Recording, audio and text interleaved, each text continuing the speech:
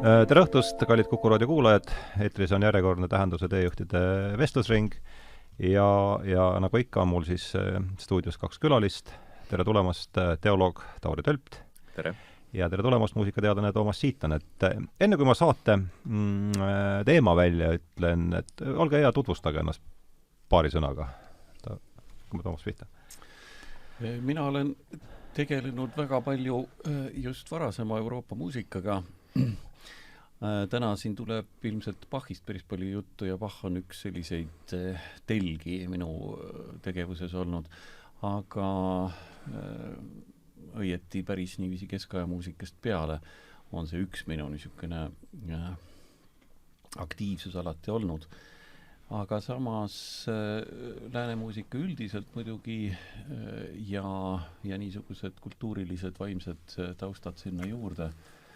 Viimastel aegadel ma olen järjest intensiivsemalt ka Arvo Pärdiga tegelenud ja Pärdi muusika on selles mõttes kuidagi nagu krooniks sellele kogu sellele materjalile, mis siis algab tegelikult peaaegu et algkristlusest ja otsib niisuguseid tänapäevaseid seoseid väga pika aja ja ajalooga.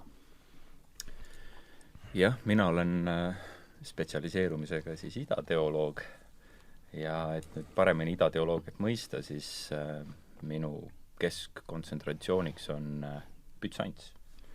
Võib isegi paremini öelda Bütsantsi teoloog, mille näol on tegemist, võime öelda siis idakiriku teatud tuumikuga ja sealsete kirikuisadega, just eriti siis kreeka keelt kõnelevate või hellenofoonsete siis kirikuisadega, kelle tekstid on suuresti aluse pannud idakristluse nii-öelda mõttekäigule ja üldse mõtlemisele ja identiteedile tervikuna, aga ma võib-olla tooksin siin juurde veel selle aspekti, et idakristlus oli tegelikult see keskkond, kus üldse kogu kristlik doktriin välja töötati. Eks kõik oikumeenilised kirikukogud toimusid siiski kreekakeelses idas. Ja tuletan ka meelde, et nende kirikukogude circa 80–90% liikmetest olid idast.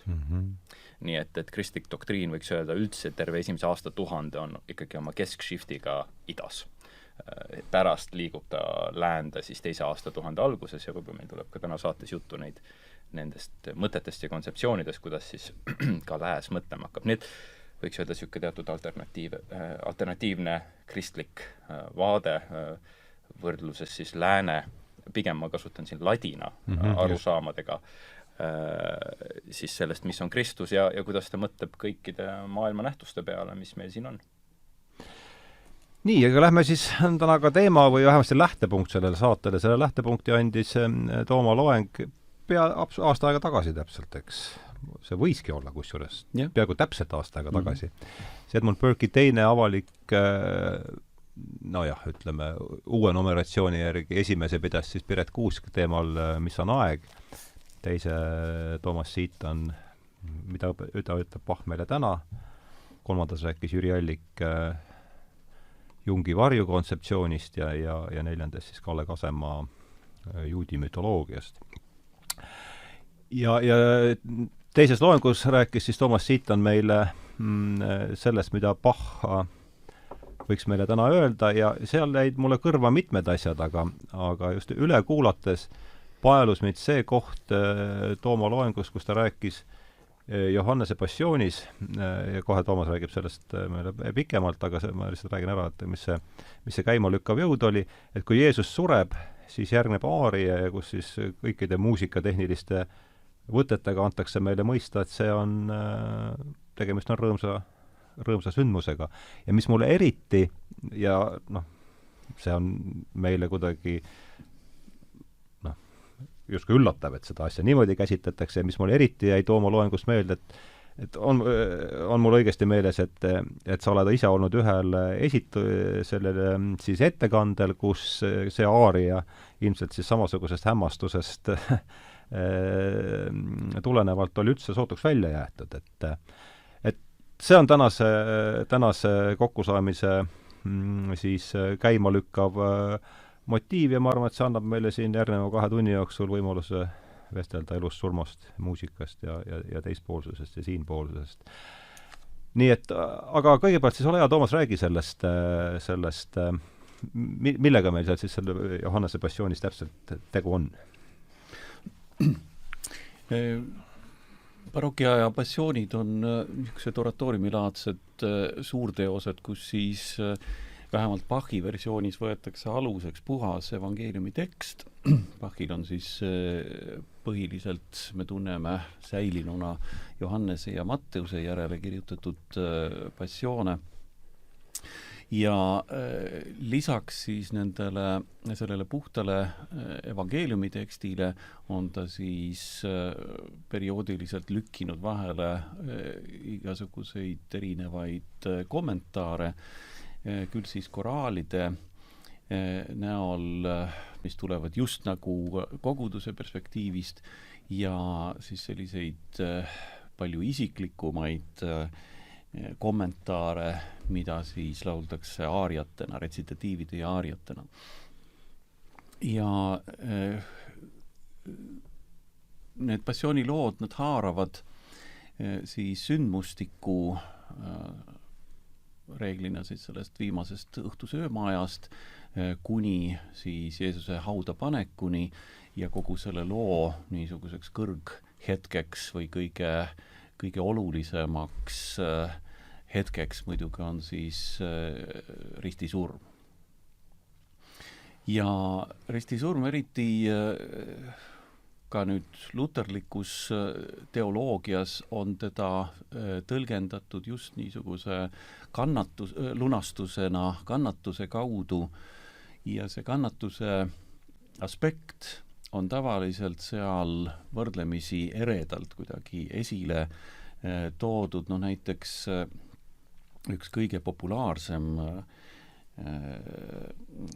passiooni libretto, kuni võib öelda, tolleaegsest Hamburgist kasutab ikkagi lausa niisugust väga värvikat ekspressiivsust, naturalismini minevat ekspressiivsust just nimelt selliste õudsate kogemuste, kannatuse, vere, surma, kõikide nende motiivide kujutamisel. See ausalt öeldes see niisugune tavapärane meeleolu võiks selliseid kõige ekspressiivsemaid tänapäeva piiblifilme võib-olla meenutada. Ja see on see koht, kus Bach käitub nagu täiesti teistmoodi. Me tunneme Bachi kui väga tugevat ja väga ortodokselt luterlikku teoloogi. Ta on teoloogiliselt väga haritud, ta mõtleb nii-öelda oma tekste valides, oma muusikalist kommentaari luues tekstidele tõepoolest teoloogina. Aga see on üks aspekt, kus tema lähtepunkt või tema suhe selle looga ei ole võib-olla päris tavaline. Ma isegi ei ütleks, et ta oleks nüüd luterliku teoloogiaga päriselt vastuolus, aga igal juhul selle teema omaaegse käsitlusega küll. Ja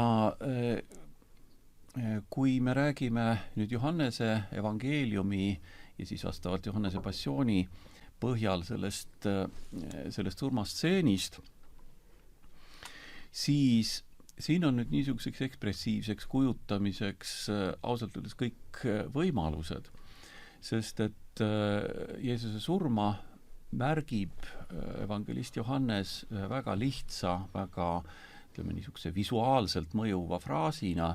Ta ütleb, ja ta langetas pea ja heitis hinge. See on tõepoolest just nagu niisugune pealtnägija kirjeldus, kus on siis tõesti visuaalne kujund selle pea langetamise näol.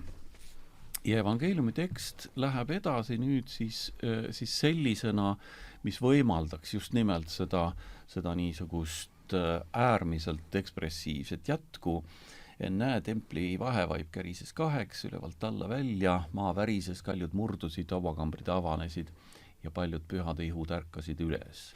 See on nüüd evangeeliumi enda tekst? See on evangeeliumi enda tekst ja seda kohta tegelikult siis Bach kujutab tõepoolest väga efektse niisuguse ekspressiivsusega.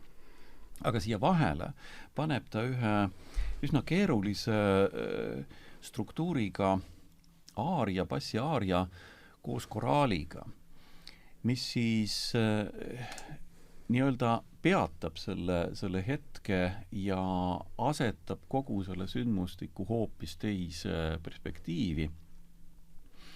See on iseenesest üks tekst, mille eeskuju on tal võetud varasematest passioonilibretodest üle, aga ta on seda arendanud, ta on selle muutnud veelgi niisuguseks isiklikumaks ja lüürilisemaks ja ta kirjutab selle mõnes mõttes väga keerulise struktuurina, kas või selles mõttes, et siin on kõigepealt jooksevad paralleelselt 2 erinevat teksti, üks on koraalitekst ja teine on siis lüüriline aariatekst. Ja see koraalitekst, mida siis laulab koor selle aaria nii-öelda taustal, see on üks traditsiooniline kannatusaja või ütleme Suure Reede koraal, Jeesu teer tuu vaarest tood. Jeesus, kes olid surnud, elad nüüd igavesti, viimses surmavaevas ei pöördu ma mujale kui vaid sinu poole, kes sa mind lepitasid. Armas issand, anna mulle, mis sinule kuuluks ja rohkemat ma ei ihalda. See on õieti juba niisugune positiivse konteksti otsimine, avamine selles sündmuses, aga veelgi enam on seda siis bassiaaria tekst ja see on nüüd laenatud tolleaegsetest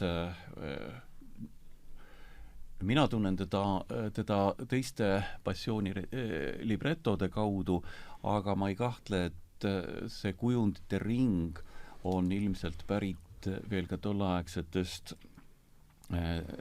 Suure Reede jutlustest, pikaaegsest jutluse traditsioonist. Ja see asetab nüüd uskliku hinge ja lahkunud Jeesuse dialoogi. See on ehitatud üles puhtalt dialoogilisena, milles siis pöördutakse lunastaja poole, armas lunastaja, luba ma küsin, nüüd kui sa oled risti löödud ja ise öelnud, see on täide viidud, kas siis olen nüüd mina surmast vaba? Ja see jätkub veel järgmiste samalaadsete küsimuste reaga. Bach on iseenesest teinud selle teksti võib-olla traditsioonilisest veel kompaktsemaks, lühemaks, et need küsimused oleksid eriliselt nagu selged. Kas sinu piin ja surm pärandab mulle taevariigi, on see nüüd lunastus kogu maailmal? Ja kommentaar, oma vaevas sa ei suuda midagi öelda, ometi noogutad sa pead ja ütled vaikides ja. Ja see imeline niisugune transformatsioon, mis selles tekstis on lausa nüüd visuaalne.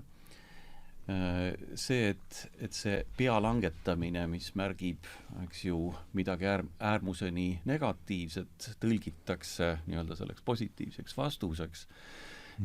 See on see ilus kujund selles tekstis, aga Bach vormistab selle... See pea langetamine omandab teise tähenduse. Just, ta on nii-öelda muudetud tähendusega, transformeeritud märgina seal. Ja aga Bach teeb midagi veel enamat. Ta valib kõigepealt helistiku, mis on sellel hetkel vahest isegi kõige ootamatum. See on D-tuur, re mažoor, helistik, mis märkis baroki ajal reeglina ülimat rõõmu.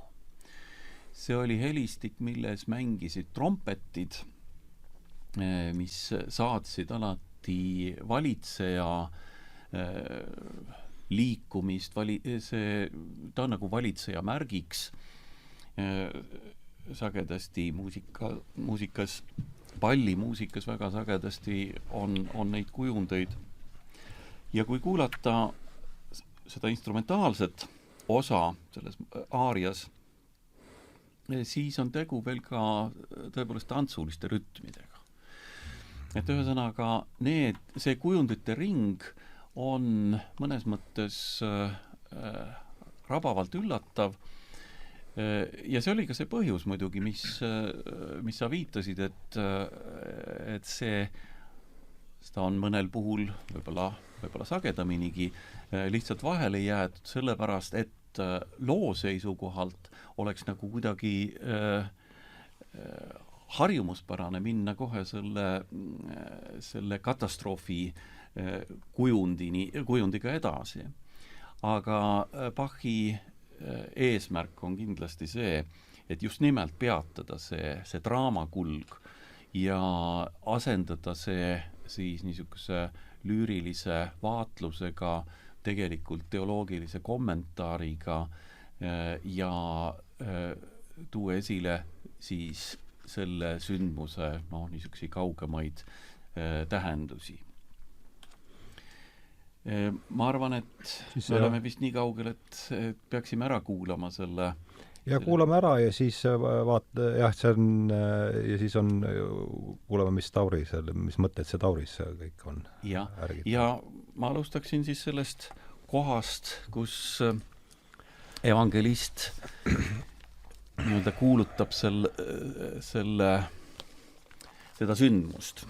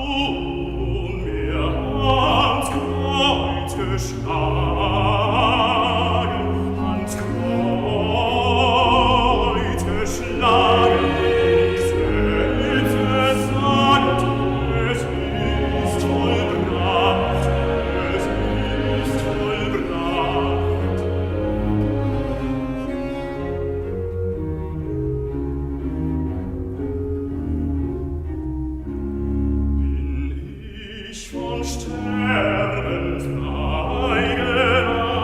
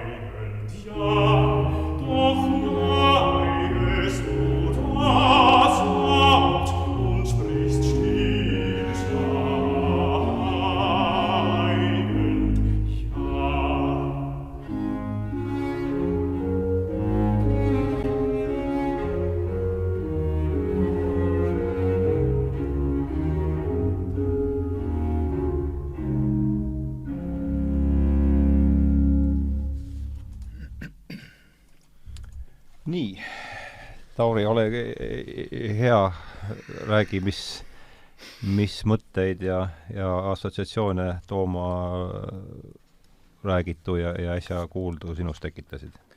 Jah, iseenesest on see Bachi lähenemine väga, väga põnev ja minu arust Toomas tõi hästi välja just selle ajastu konteksti, mis oli karm, selline õudust tugevalt väljendav. Ja tegelikult, kui me natuke mõtleme, siis kui tavaliselt on näiteks ida ja lääne teoloogilist erinevust välja toodud, siis on toodud just seda suuresti ka välja. Kõigiks, ütleme veel selle aastaarvu, millal see teos on tehtud? 1724. Ja.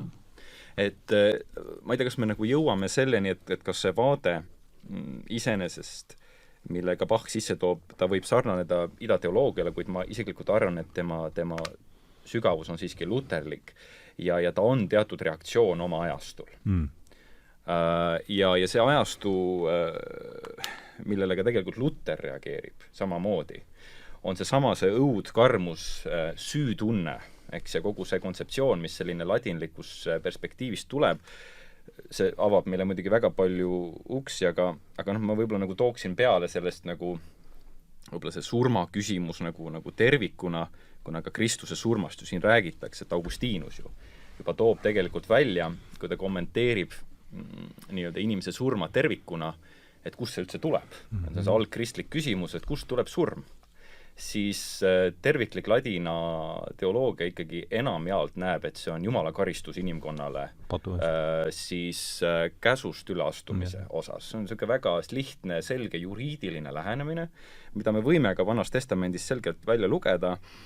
On antud käsk, on antud mingi seaduseks, ära puutu seda või ära söö sellest viljast ja seda rikkudes järgneb karistus. Kuritöö karistus, väga selline lihtne kontseptsioon ja selles aspektis oli ikkagi selgelt Jumal andis inimesele surma ja kannatuse ja valu ja see oli selle tõttu, mis ta tegi. See oli karistuseks talle. Ja võib öelda, et sellisest ladinlikust perspektiivist see surma aspekt tervikuna on olnud selline, tal ei ole olnud head mekki juures. Ta on olnud natukene hirmutav, natuke morbiidne, ta on ikka selle Jumala vihast tulnud ja ikka pahasti läks, et me nii tegime. Või pahasti läks, et Aadam nii tegi enne meid ja sa ime. Nii et selles mõttes see on nagu esimene aspekt. See juriidiline, võib-olla ma tahaksingi just nagu meelde tuletada, et kui ladina me peame alati keskkonda meeles pidama. Ladinlased olid kahes asjas jõle head. Sõjavägi ja juura. Eks? Need on nende kaks asja, milles nad olid kõvad ja ilmselgelt see keskkond jääb ka mõjutama neid edasi, nende lähenemisel, nii filosoofiale, teoloogiale kui ka kõigele muule, mis sealt tuleb. Ja see mekk jääb nüüd tegelikult suuresti alati siia juurde, selline juriidiline lähenemine ja siit on ka tihti välja toodud, et kui lähenemine on juriidiline, siis patustajast saab paratamatult kurjategija. Ma küsin, kas patustajast saab haige või patustajast saab kurjategija. Nüüd on kaks lähenemist, mida ma saan teha. Kui me räägime idakristlikust perspektiivist, siis tavaliselt on see lähenemine olnud, et ta on haige. Inimene, kes on jäänud haigeks, tõbiseks ja ta vajab haiglat, nagu Johannes Kultsu juba 5. sajandil kirjutab, et patustel pole vaja mitte kohtusaali, vaid haiglat. Eks see kirik peaks siis presenteerima seda haigla perspektiivi, nii et selline teraapiline või terapeutiline lähenemine, aga ma lähen siis võib-olla natukene edasi ja tulen selle Justitia Dei juurde, mida tegelikult juba niisuguses skolastilises eelloos Canterbury Anselm tegelikult ette viib ja sealt tuleb nagu seesama nüüd Kristusega seotud lugu, et Jumalat on solvatud. Jumalat on solvatud, see Aadama tegu ja kogu inimkonna tegu, mis sellest on läinud, on Jumalat solvanud, tema vastu läinud, ülbe inimkond on läinud Jumala vastu ja laias laastus Jumal, kapriisne Jumal, nõuab nüüd, et see nii-öelda solvang saaks nii-öelda tasa tehtud ja suuresti peab siis rahulduma või rahuldatud saama kellegi õigustunne ja see ongi siis Jumal, mida suuresti tuuakse välja, Jumal isa õigustunne on siis, või õiglustunne on see, mis siis peab saama rahuldatud. Vanadest aegadest me teame, selleks toodi ohvriande, põletati või äärmusjuhul ka tapeti, eks keegi, tapeti võib-olla loome, nii et toodi vereohver, et siis jumalaid rahustada, eks, et nad ei oleks nii vihased, ei oleks nii solvunud. Ja see kontseptsioon on teatud muidugi palju pehmemas versioonis olemas ka Canterbury Anselmil, kes selle sama aspekti välja toob ja ütlebki, et Jumal isa nõudis seega selle oma poja surma, et see saaks rahuldatud see õiglustunne ja see juba tegelikult annab meile ühe väga teistsuguse meki surma küsimusele ja Kristuse tulekule tervikuna. Kui te mõtlete ka natuke lääne teoloogiale, siis ladinlikus kontseptsioonis on krutsifiks ülimalt oluline aspekt ja krutsifiks on mis asi? See on kannatav ristil olev Kristus. Võtke Grünbergid, võtke hilisemad kunstnikud, kõik üritavad aina rohkem kujutada, kui piinav on Kristuse eksistents seal ristil, kui kannatus rohke see on ja selle kannatuse venitamine ja rõhutamine tõesti saab läänes ka selles kontekstis hästi oluliseks keskpunktiks. Võin lihtsalt paralleelselt välja tuua, et näiteks idakristuses on pärast ülestõusmispühi keelatud krutsifikside kasutamine kirikus teatud ajavahemikul. Rist peab olema puhas, tal ei tohi olla ühtegi kannatavat või surijad seal peal. Et selles mõttes on see aspekt, aga läänes jääb see kannatuse ja see fenomen jääb tugevamalt eksisteerima, et isegi tegelikult sellises rõõmuajastus on ikkagi Kristus ristil. Ta jääb sinna kirikuse ristile, ta jääb krutsifiksina alati olema, nii et visuaalselt ja esteetiliselt see kannatuse fenomen jääb nagu foonil alati valitsema ja võib-olla ma tulen ka selle et nagu siis me saame nende juurde tagasi veel tulla, aga ma tuleksin kolmandaks siis selle purgatooriumi idee juurde, mis on jällegi surma küsimus, see on nüüd selle sama suhtumise edasi arendatud kontseptsioon, mis tuleb juba skolastilisest teoloogiast 2. aastatuhande alguses ja purgatoorium on mis asi? Purgatoorium ei ole põrgu, eks on puhastustuli, mis on mõeldud neile, kes on juba pääsenud. See tähendab seda, et Jumal on nad juba vastu võtnud, nad on omaks võetud, nad on taevariigi pärinud, aga midagi on veel puudu. Ja see, mis seal puudu on, öeldakse, on väike tulevärk. Väike kannatus veel juurde, väike küljepeks veel peale. Ja see aspekt, mis siis purgatoorium välja toob, ongi see, et inimene, kellel jäid veel kõiki patte ta ei suutnud ära pihtida välja tuua. Eks mõni jäi veel varju ja mõne peale ei jõudnud mõeldagi üldse ja jäi kuskile varjule. Nüüd, kuna taevariik ei saa minna selliste teadmata asjade ja pattude osas, siis need tuleb kõik välja tuua. Aga need tuuakse välja siis väikse tulekannatuse mölluga, mis siis purgatooriumis puhastab siis teatud piinas selle inimese ära, kes ei ole siis nii-öelda elu jooksul kõike suutnud. Mis siis, et ta on juba Jumala poolt vastu võetud, peab ta ikkagi oma vitsad veel kätte saama ja kusjuures huvitav on see, kui 15. sajandil Ferrara Firenze kirikukogu 1439, eks, kui tulevad kokku ida ja lääs ja veel üritavad oma ühisdokumenti alla. Ferrara Firenze 1439, eks, seal kirjutatakse see suuresti alla, on meil suur kirikukogu, Uniooni kirikukogu ja huvitav on see, et seal on üks õigusu või idateoloogias oluline esindaja nagu Efesose metropoliit Markus või Markus Viisakas või Eugeni Kossiks nimetatakse tema, kes on üks huvitav koha peal siis ka kontseptsiooni väljatooja, kes ütleb, et see lähenemine teil, kulla vennad, ladinlased, on jõle juriidiline.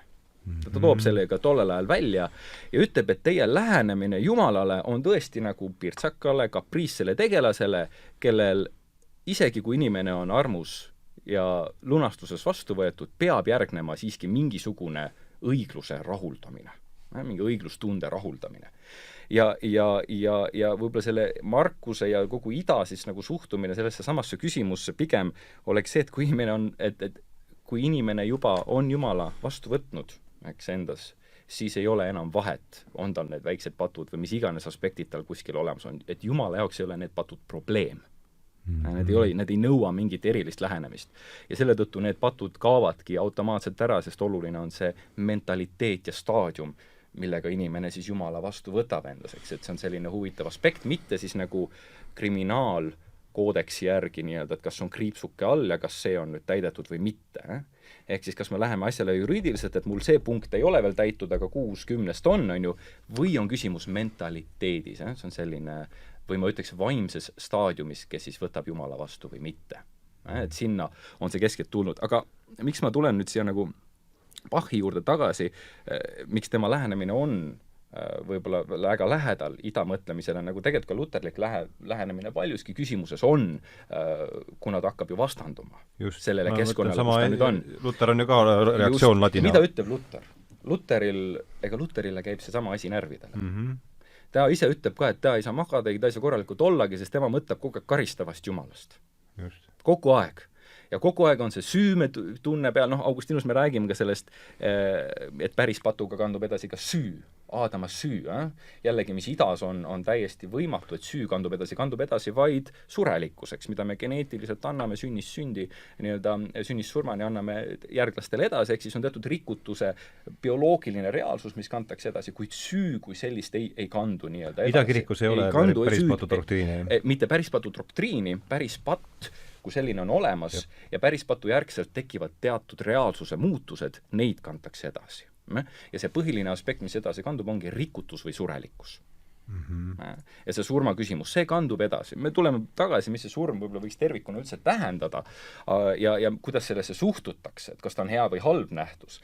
Aga lihtsalt, mis ma tahan öelda, et Luteril tervikuna tekkis see sama reaktsioon sellele küsimusele ja ta protestib selle vastu, ta protestib selle morbiidsuse, ta protestib kogu selle reaalsuse vastu ja võib-olla Bach annab meile, jällegi, ma nagu eeldan või näen seda, et Bach annabki tegelikult täiesti selle antipoodi siin. Ta annab sellele surmale ja tegelikult sellele kannatusele öeldes, et kuulge, kõik see asi, mida te siin väga morbiidses toonis välja toote, see tegelikult ei tähenda seda.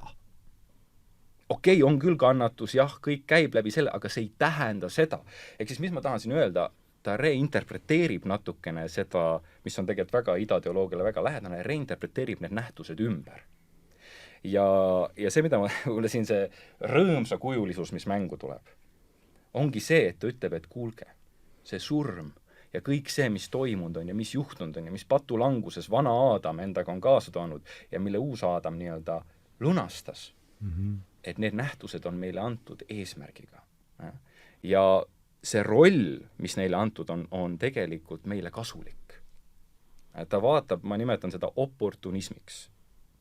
Kristlik oportunism, see tähendab sisuliselt seda, et ükstapuha, mis jamaga ei ole, ükstapuha, kui õudnesega asi ei ole, me läheneme sellele naeratusega.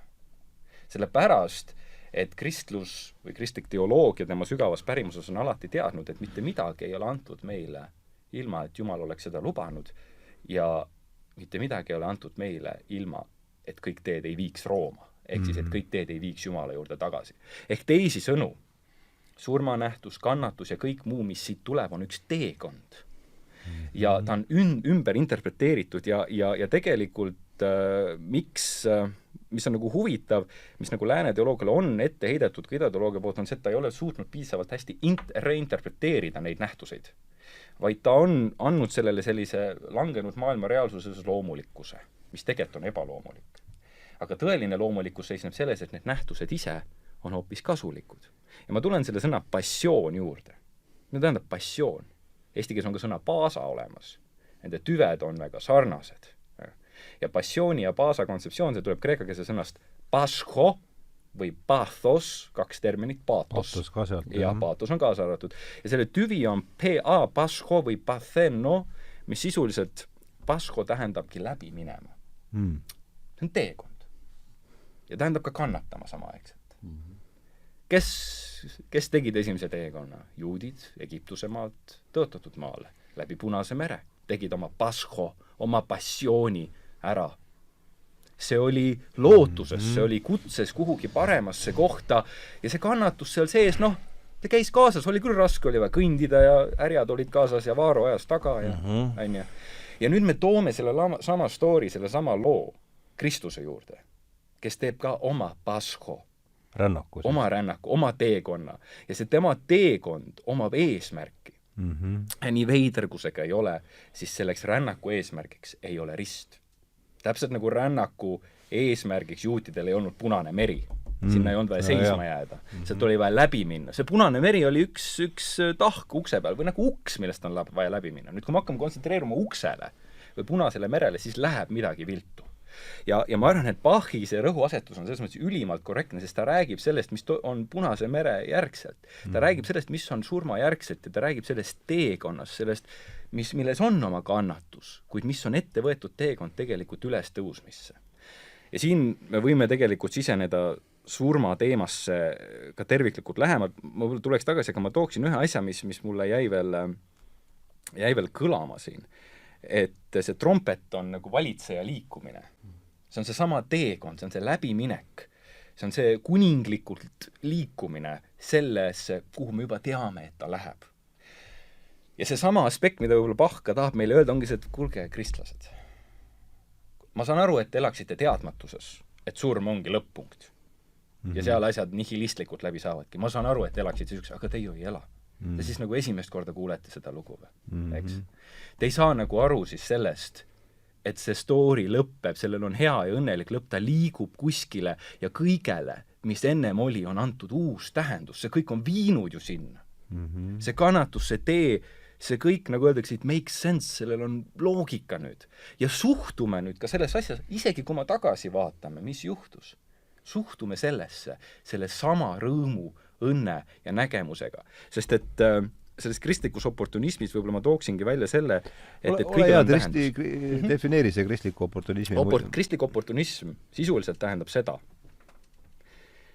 et surmal ja kurjusel ei ole mitte kunagi olnud siin maailmas dominantsi, valitsust ja ülemvõimu. Pole kunagi olnudki.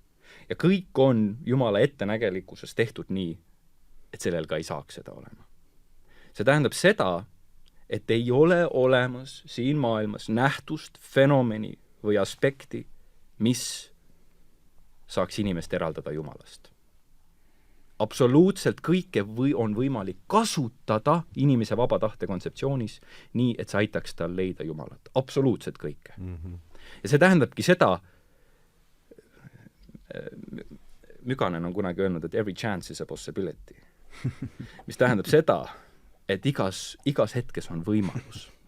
Ja kristlik oportunism seda tähendabki, et absoluutselt igas, ehk siis kui ta on oma kõige õudsamas hetkes, kõige õudsamas kannatuses, surmaväravas hetkes, siis seal on tema võimalus. Tema võimalus taas loota Jumalale, tema peale loota. Ta sai aru, et selleks tal see moment ongi. Et see kristlik oportunism reinterpreteerib kõik sündmused selle tulevase perspektiivis ümber.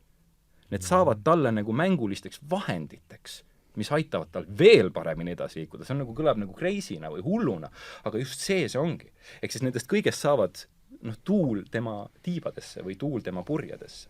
Nii et siit tuleb see mängu tegelikult ja siin võib-olla ka tahab see Bach meile seda sama, võiks öelda, aspekti välja tuua ja seal on ka see, minu arust see sama pea langetamine. Aga samas, mis on nagu, et oi kui kurb, aga tegelikult on silmapilgutus ja thumbs up, et tegelikult siit asi läheb heaks. Ja et reinterpreteerime ümber, nii et sa tõidki minust välja väga hästi, et surm tõlgitakse positiivseks. See on täielik sellises, nii palju kui mina vähemalt sellises idakristuses olen seda lugenud ja seda aspekti vaadanud, siis seal seda rõhutatakse väga-väga tugevalt. See on teatud kristlik paradoks. Kristlus on suhtelisuse ja abstraktismi isa, selles mõttes lääne teoloogilises maastikus. Et siin puhul need asjad muutuvad suhteliseks ja kõik keeratakse tagurpidi, nagu Rooma paavst ütles, et mina olen oma teenrite teener, Surmast ja alandusest saab üles tõusmine ja suur sugusus, kui Kelsius kirjutab 3. sajandil oma tekstis alithis logos kristlaste vastu, ehk siis tõeline õpetus või tõeline sõna, kus ta üritab nüüd kristlasi ütleme siis näidata, kui idioodid ja rumalad nad on, toob minu arust just selle tolle ajastu filosoofilise, sellise paganlik filosoofilise vaate, ütleb, et kus on teie au, kulla kristlased? Teie Jumal on surnud ristil. Kus on au? Mis siin toredat on? Mis siin lahedat on? Mida te kummardate sihukest jura? Ja see ongi see, et Kristus keerab tagurpidi, ta keerab, nagu öeldakse, püramiid keeratakse tagurpidi, tähendused keeratakse tagurpidi ja siin toimub see sama asi. Need tähendused, mis meile tunduvad ühtemoodi, minu arust sama loengus, Toomas, sa tõid ka välja, et öeldi, et kus on ebaloomulik, mis sa Bach teed. Ja Bach hoopis ütleb, ei, et see ongi loomulik. et see ongi see sama ja ma arvan, et me peame, nagu kui me hakkame kristliku teoloogiasse sellises väga sügavas, mul on hea kuulda, et Bach oli haritud teoloog ja ju tema oli ka mõelnud nende küsimuste peale sellisel määral ära. Et kui me hakkame süübima nendesse aspektidesse, siis me näeme, ma arvan, kõiki neid reaalsuse seal, kuidas paradoksaalselt need asjad keeratakse tagurpidi ja võib-olla selle maailma perspektiivis nad tunduvad tõesti olevat halvad või nii, et ma võin teile 10 kirikuisasid välja tuua, kes kirjutavad või esitavad küsimused, kellele halb on hea ja kellele see sama hea võib näha halb. Et see on perspektiivi küsimus ja kristlased on võib-olla kutsutud seda perspektiivi muutma, nii et Bachi ja siis kristlikus aspektis seda kutsutaksegi tegema ja võib-olla ta kutsub ka nii-öelda inimesi ütlema, et kuulge, et äkki see surm, mida te nii traagiliselt siin välja toote, et see ju tegelikult viib mujale, ta juba eos reinterpreteerib selle ära ja ma tooksin võib-olla siin lihtsalt sisse ühe sükse huvitava elemendi, nagu, mis on just väga idale omane, on apofaatiline ehk negatiivne teoloogia. Ja negatiivne teoloogia teeb täpselt seda sama asja, ta muudabki suhteliseks mingisugused arusaamad, mis me arvame, et meil Jumalast või üldse reaalsusest või õigest või valest isegi on. Oma mingisuguses keskkonnas, oma maailmas. Ja võib-olla üks sellise apofaatilise teoloogia võib-olla suur kujusid on nii Dionysius Areopagid kui ka Maximus usutunnistaja, kes kirjutavad näiteks seda, et me ei saa isegi Jumala kohta öelda, et ta on ju. Et ta on olemine, sest et meie kontseptsioon olemisest on see laud, midagi väga teistsugust, me ei saa talle omistada neid asju ja võib-olla ka selle valguse osas ja mis on hea ja halb, ka sealt Jumal määrab selle ja me tihti ei saa sellest aru, aga et võib-olla kui te Eestis tahate näha apofaatilise teoloogia head näidet, siis ma soovitan minna Arvo-Pärdi keskusesse ja sealsesse kabelisse. Ja sealses kabelis on Jeesus Kristus seina peale siis seinamaalinguna pandud ja tema ümber on mitmekihiline oreool või siis selline valgust välja kiirgav, ütleme siis pall või pallide kihid tema ümber ja kui te lähete sinna, siis vaadake lähedalt, mis toimub selle valgusega. Tuumik sellest valgusest, mis Kristusest välja kasvab, on musta värvi. Ja siis ta läheb aina heledamaks, kuni jõuab valgemaks. See on apofaatilise teoloogia selle sama vastandliku arusaama. Üks ehedaid näited, mis ütleb, et Jumala valgus tema tuumikus on selline, et ta meile tundub just kui must, kui pimedus. Ta on nii erinev, ehk siis ärge arvake, et jumalikul valgusel on midagi pistmist selle valgusega, mis on päike või mis on meie lambid või küünal või mis iganes. Ta annab paradoksaalselt suhtelisuse ja kujutab jumalikku valgust pimedusena, nii nagu Bach kujutab kurbust rõõmsana. Et ta annab selliste paradokside aspekti, näidates meile, kuidas tegelikult kristlikus maailmas kõik asjad kuidagi keeratakse pea peale ja nad saavad mingid täiesti teistsugused tähendused endale. Nii et siin ma arvan, et neid punkte on küll ja küll, millest me saame edasi minna. Võib-olla, mis mul jäi veel see sama aspekt, et ma võtaksin sellest tekstis, mis meil siin ees on see sama asi, just see dialoog, mis meil tegelikult tekib ka Kristuse, tegelikult Bachi.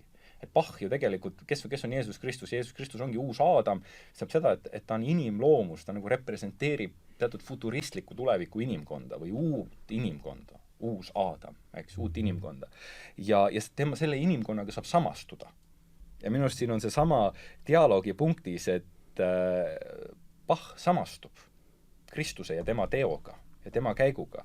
Ja samastudes ta leiab ka juba rõõmu selles tegevuses, kuidas sinna, selles lootuses minnakse sinna surma. Ja minust siin on nagu väga vahvad aspektid, viimses surmas ei pöördu oma mujale, eks see Kristuse surmas ta kogeb seda samamoodi läbi, nagu Kristuski inimesena koges seda läbi. Ja mind lepitasid surmas, mu armas issand, ja anna mulle, mis sinule kuuluks. Elu ja üles tõusmine. Aga hästi, et vaatame teiselt poolt ka nüüd. Ma tahtsin küsida seda, et me esimese saate, kui sa, Toomas, käisid siin, küll teises stuudios oli meil Matteuse passioonist. Kuidas ta seal, enne kui sa nüüd selle Tauri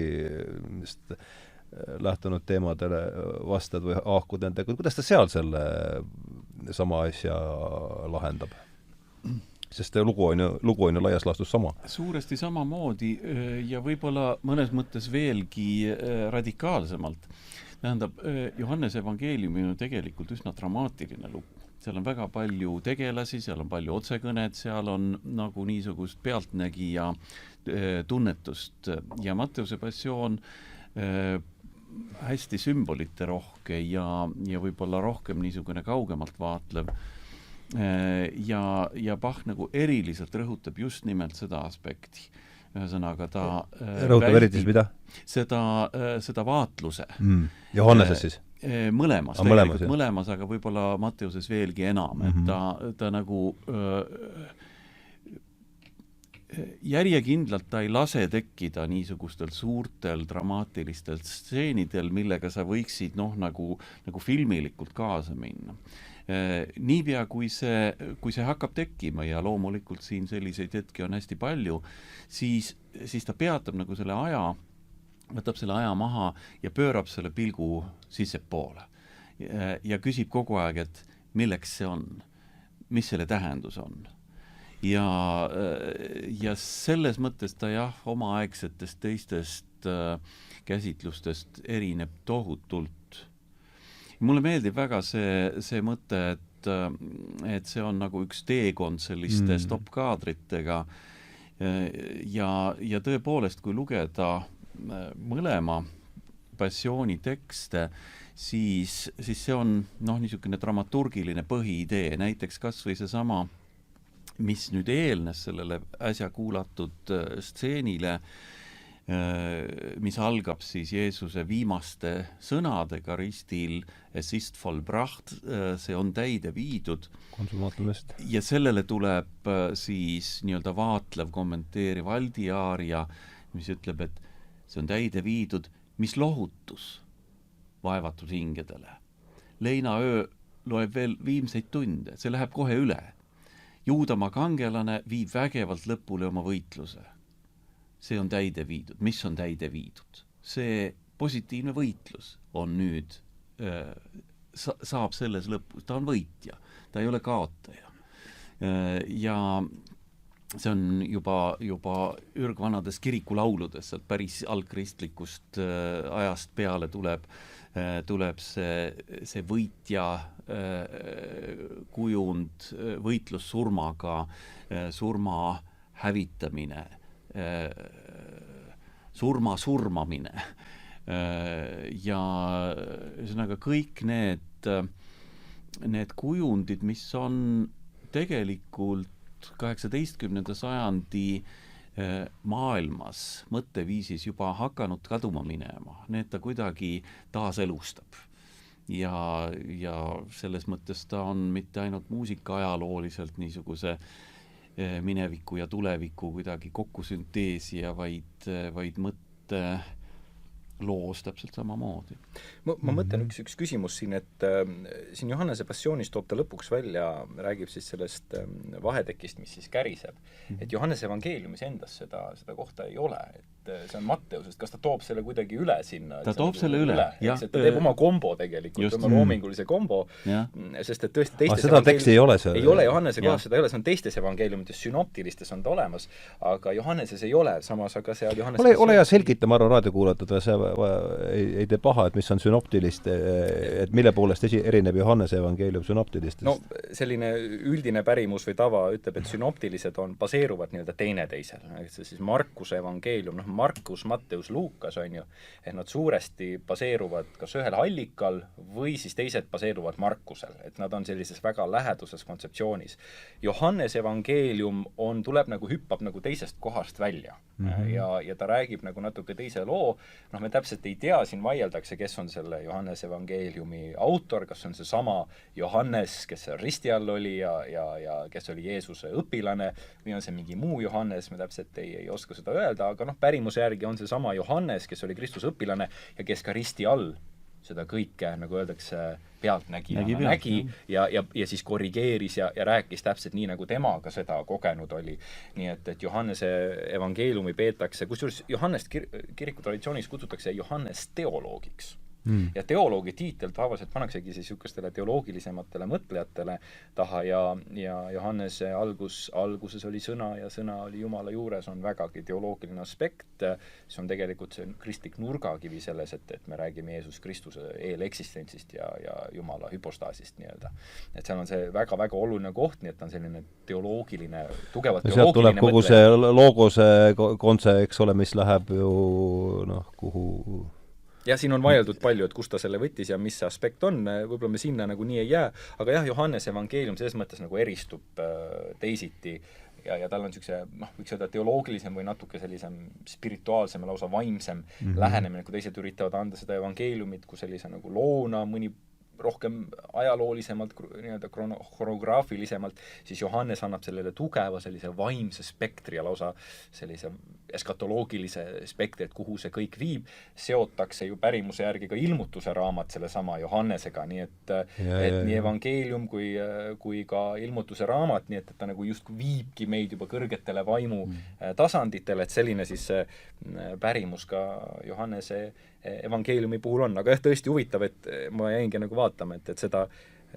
seda punkti siin ennast üldse Johannese evangeeliumis ei ole, aga Bach on selle sisse toonud. Ja ta on väga vähe nii-öelda korrigeerinud või muutnud seda evangeeliumi teksti ja see on ka muidugi üsna niiviisi aga seal ometi siis tähendusrikas, miks ta mõned üksikud fraasid on siis teistest evangeeliumitest nii-öelda üle toonud.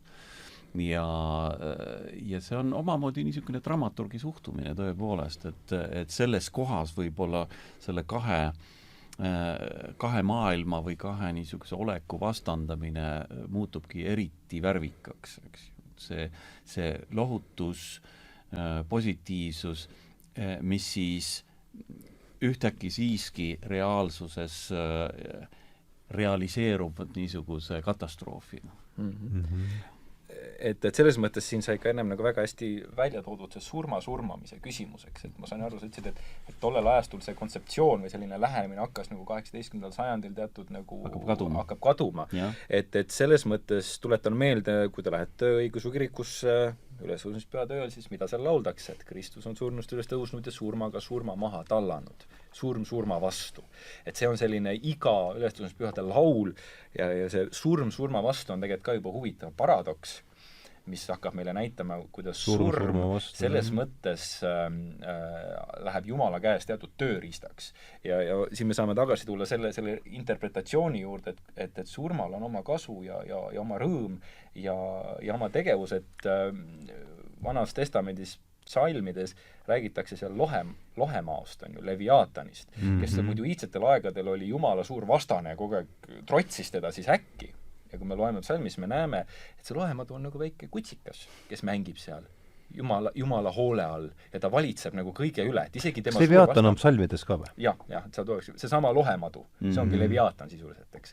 Sama lohemadu, see on vana juudi mütoloogias nüüd omaette kohal olev, ta on eri kohtades on väljas, aga lihtsalt psalm toob välja selle Leviaatani või siis selle lohemaa, eesti keelt tõlgitakse lohemaaks teda, lohemaa sellisel kujul, et ta ei ole nagu enam vaenlane. Ta on nagu selles terviklikus loodus omal kohal ja see on kõik nagu Jumala poolt kontrollitud. Nii et selline huvitav aspekt, mida nagu teoloogid on ka välja toonud, kuidas siis kõik need nähtused, Jumala vastased nähtused äkki allutatakse Jumalale endale ja need tema käest saavad Jumala teenri rolli. Nii et siin puhul surm kui mingil määral selline vastane saab ka tegelikult niisuguse teenri rolli. Surmas saab teener. Jumala enda teener, ta võib ükstapuha fenomenina mis olla, aga päeva lõpuks saab temast teener. jah, see sama fraas, mida sa sealt ülestõusmispühade öölt tsiteerisid, see on ka ladina kirikulauludes olemas, et see Victime Pascali laudes, mis on siis üks kõige vanematest sellistest ülestõusmispühade lauludest, seal on täpselt seesama kujund ja tore on see, et Bach on just nimelt sellesama laulu luterlikust parafraasist kirjutanud ühe oma esimestest kantaatidest, mis nagu väga toredasti noore mehe loomingus analüüsib ja kommenteerib kuidagi seda surmafenomeni. Väga sellises positiivses ja surm, kas see fraas oli see surma vastu või?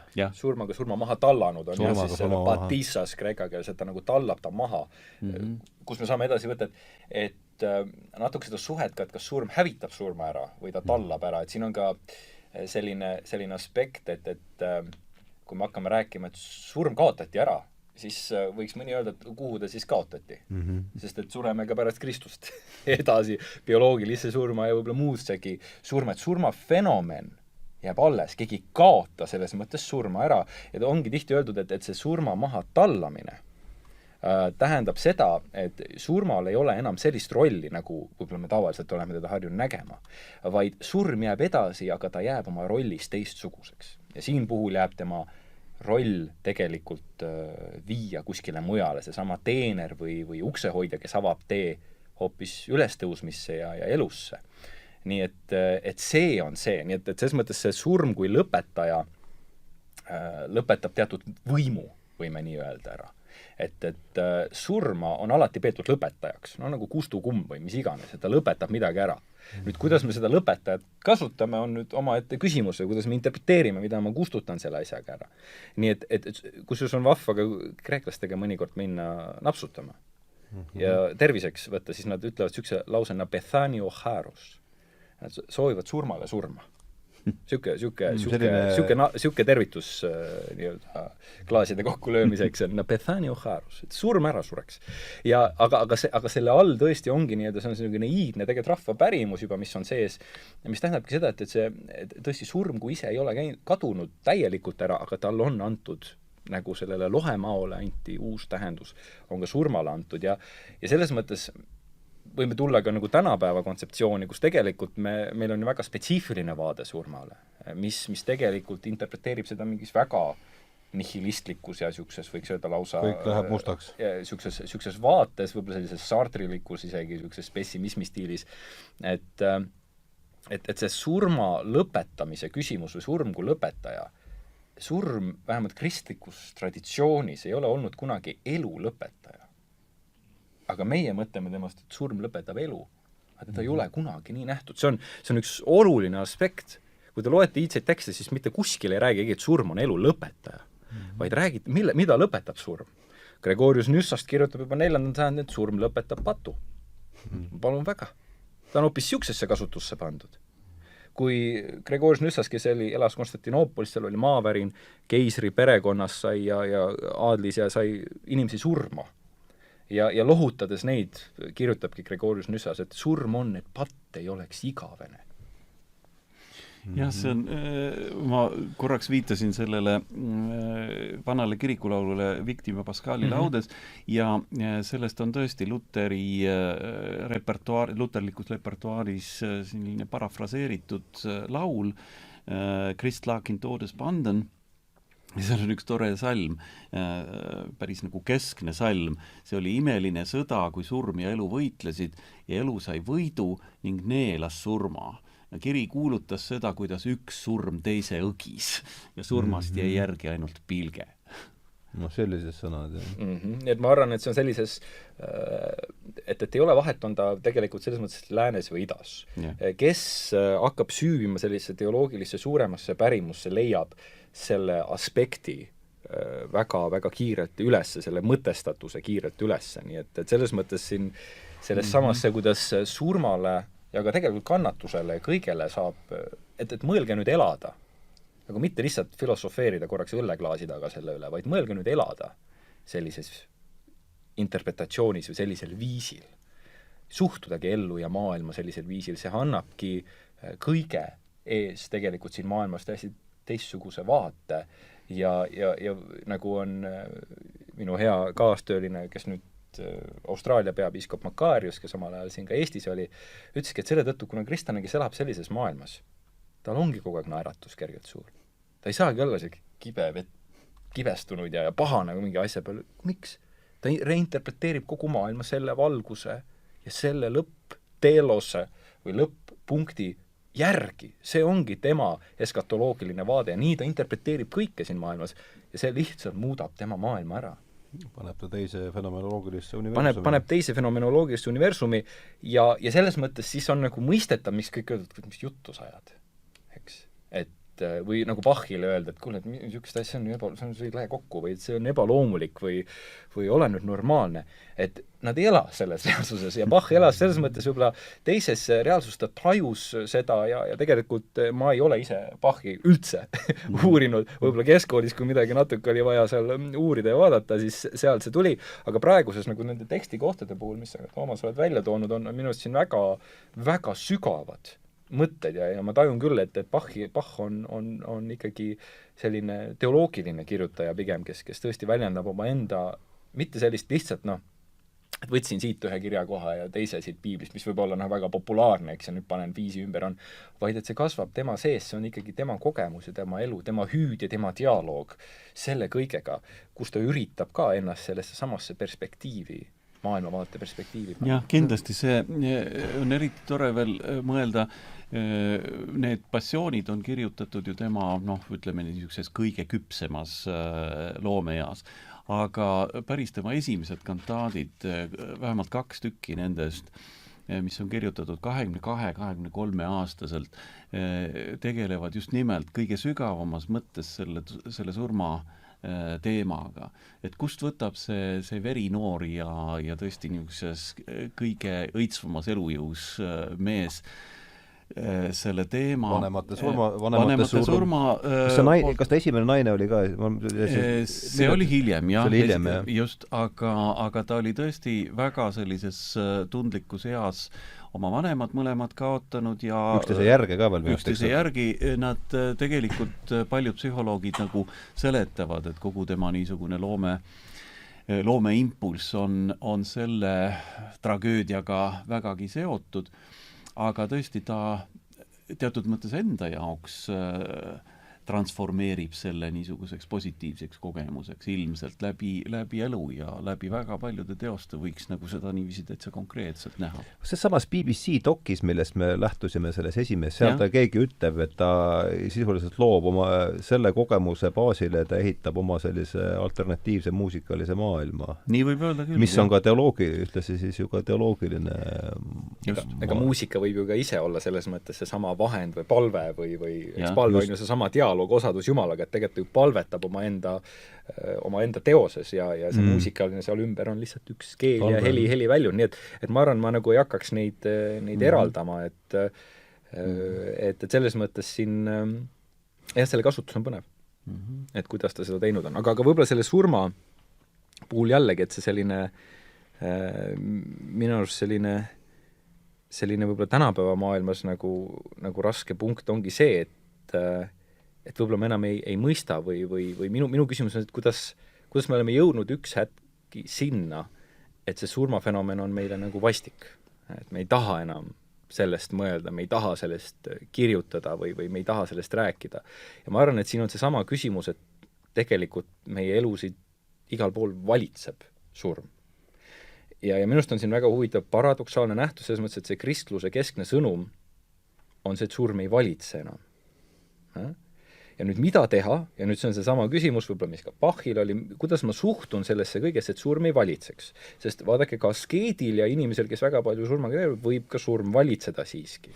Aga mida sa nüüd, kui sa ütled, et surm valitseb meile, mida sa selle all mõtled, et saaks natukene liha luudele selle ümber ja siis ma arvan, et sellises surmavalitsusaspektis me saame 2 moodi surma panna valitsema oma elu. Esimene, seda kogu aeg ja totaalselt vältides. See on selline ignorantsis ja tegelikult sellest põgenemine ja oma elu üles ehitamine selle näol, et nagu seda ei oleks olemas. Vaiba alla. Ja ma tegelikult, aga selles mõttes see dikteerib täiesti mu elu, sest ma ehitan oma elu ju tegelikult selle järgi ülesse. Isegi kui ma tahan seda ignoreerida, siis kõik minu tegevus tegelikult lähtub sellest aspektist ja päeva lõpuks surm valitseb minu elu, et see Dalai-laama on selles mõttes öelnud, et me elame kõik just, kui me oleksime surematud. Surma ei olekski ja siis, kui sureme, siis nagu poleks elanudki. Siis tuleb see nagu üllatavalt ja rabab meid jalust, on ju, aga selles mõttes see Dalai-laama see? Ja aga selles mõttes see kontseptsioon sellisena ongi see, et me nagu peidame teda ja samas ta valitseb meid ja selle tõttu, kui me temaga peame kokku puutuma, siis see võib muutuda väga neurootiliseks, see käitumine. Keegi on öelnud, et surm on nagu tänapäeva või nagu oli võib-olla pornograafia. Ta on pornograafiline termin, mida seltskonnas ikkagi väga ei mainita. Ja kui keegi, et selles mõttes, et võib-olla ta on tabu, eks, ta on nagu teatud pagendusseisus ja tihti on ju välja toodud, vaadake kas või iidseid kultuure, kuidas ju alguses see surnu ju maeti selle sama kodu alla. Ta oli ju seal koju jäeti. Ta jäetigi sinna, Vana-Kreeka kas või esivanemad olid ju kõik seal samas, kus kõik elasid. Lihtsalt kihid allpool, eks. Ja üleval pool elasid, siis elavad. Kogu sats oli koos. Kogu sats oli koos, elavad ja surnud. Ja hiljem ka muidugi surnuaiad või ka matused kirikutes, eks, või koguduste külade keskel, kus nad omasid sellist visuaalset olulist kohta, aga ajapikku nad lähevad välja. Nad lähevad kõrvale, kaugemale, külje alla, silma alt ära, enam ei taheta seda näha, ei taheta enam sellest rääkida ja laies laastus võiks öelda, et on selline salamisi surma valitsemine elu üle. See on, mida Mann hästi oma Võlumäes toob välja, et kõik need laibad viiakse niimoodi ära vaikselt, et silmalt ära. Jah, et see surijate seltskond seda ei näeks. Selle kujundina ta töötab seal ikka väga hästi. Aga selle pagenduse taga on ju niisugune alasti hirm enamasti. Just, see on ikka läbi hirmu. Just, et selles mõttes, kui me ka võtame selle sama, et kuidas me kas või, ma mõtlen, just idateoloogias on ka meil Eestis on ju omad pühakud olnud ja nende säilmed, eks on olemas, tegemist on ju suur, ütleme siis säilmetega on ju inimeste säilmetega, kes ei ole nii-öelda selles mõttes oma hingega, oma ihu sees enam, eks on, ütleme, et on surnud. Siis näiteks võib paljud olla täiesti šokk, kuidas nende ihudega ümber käiakse. Just selles mõttes, et kuidas neid hoitakse, kui näiteks pühak, kelle ihuke on säilmed, maetakse ümber, siis ta tihti pestakse näiteks roosiveega ja pestakse puhtaks ja tema suhtutakse nagu oleks nagu oma lähedane inimene. Aga enamus, võib-olla meie tänapäeva maailmast on šokis. Nad ei saa aru, mis toimub, see tundub õudne, rõve, see on täiesti crazy, eks. Aga see näitabki see, kuidas tegelikult elatakse teises reaalsuses ja surma tajutakse mingisuguse muu fenomenina ja inimest tajutakse täiesti teistmoodi. Nii et see neuroos meil selles mõttes ühelt poolt on, aga ma tooksin selle neuroosiga teise punkti ja see teine punkt on... See neuroos võib meie elukorraldus siin mõjutada rohkem, kui me ise oskame seda arvata. Ja mõjutabki, eks igal ühel omat viisi, aga ka see teine aspekt on pidev surmale mõtlemine. Ka see valitseb. Või ongi kogu oma elu ettevalmistamine surmaks. Ma kogu aeg olen ainult surmas. See on see keskpunkt ja miks ma tahan ka öelda, et siis keskaegses või ladina teoloogias üks hetk ja võib-olla sellises teatud traditsioonis need nihked on alati võimalikud. Just see, et sellest surmast saab keskne punkt, et see krutsifiks ristile, nagu öeldakse, et Kristus jääb ristile, ei tõusegi üles. Jääb ristile, jääb seisma, et läks nagu, pidi üles tõusma, aga ei ristile. Ja see keskpunkt hakkab sealt nagu nihkuma ja võib-olla see surmahirm võib meid ka väga ühelt poolt sellesse väga kinni panna, enesetapp, täielikult surma sukeldumine või siis tõesti oma elu täielikult surmaga, et mõlemal neil juhul, arvan ma, ja on ka erinevad mõtted välja tulnud, valitseb surm. Ja nüüd küsimus on siin, kuidas ta ei valitseks enam. Ja mis on see Kristuse sõnum või kristluse sõnum siin, et ta ei valitseks enam ja siin me peame lähenema teisiti sellele. Aga ma ei tea, tohib äkki ma pakuks veel ühe niisuguse muusikalise vaate siia vahele. Ladina matusetseremoonias, see on aegade jooksul natukene muutunud, aga matuse missas on üks vana tekst, keskaegne tekst, sekvents dies ire, dies illa.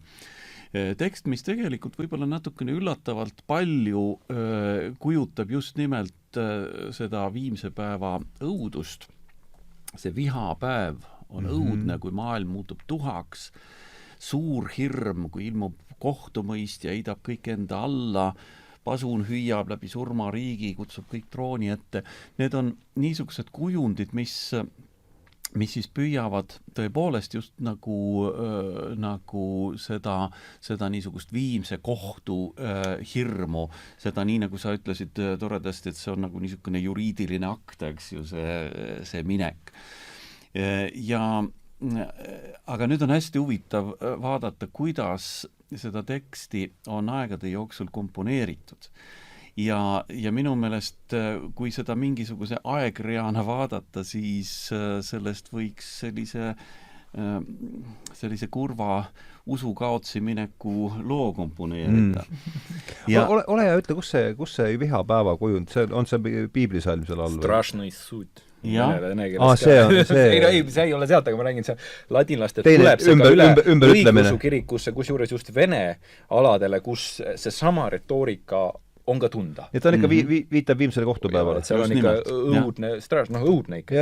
Jah, täpselt. Ta on ikkagi õudne värk, ega seal midagi ilusat ei ole. Aga ma mängiks kõigepealt ühe minutikese ühe Salzburgi helilooja missast, see on Heinrich Ignaz Franz Bieber ja see missa on loodud vähekene Bachi aega ja see on kusagil seal päris 17. sajandi lõpus ja tõesti väikene lõik muusikat sellest, kuidas üks kõrgbaroki helilooja siis kujutab seda sama teksti.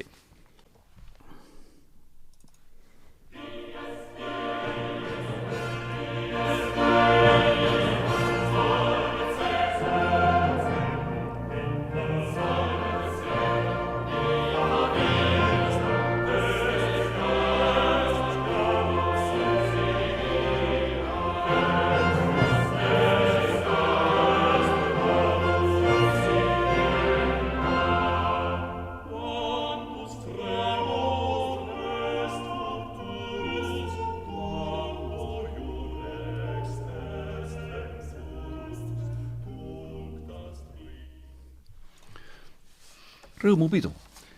Et seesama tekst sellest õudsast on sellises just nimelt. Meloodias aga valitseja ilmus, trompetid kõlavad ja see on mitte ühe maailma lõpp, vaid see on uue maailma algus, eks ju. Tähendab, et see transformatsioon on niisuguses tõelises pidumeeleolus kujutatud ja sellest võib ju kergesti aru saada.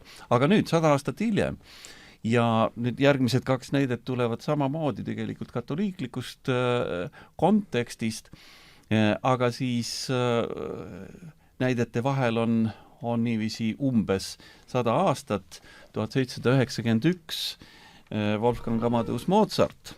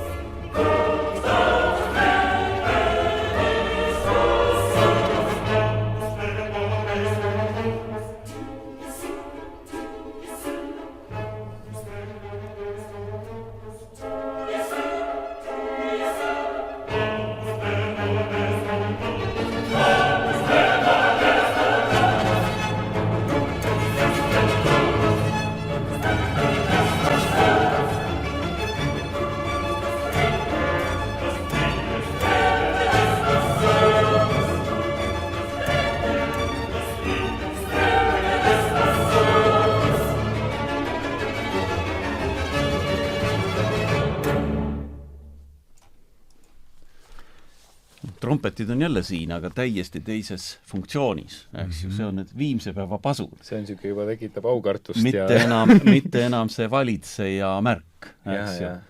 Ja siin on õudus, siin on hirm. Tegelikult Mozart ju õige varsti pärast selle muusika komponeerimist suri ise. Ja siin on palju fantaseeritud selle üle, kui palju ja kas ta midagi ette aimas. Aga sellise valgustusajastu inimese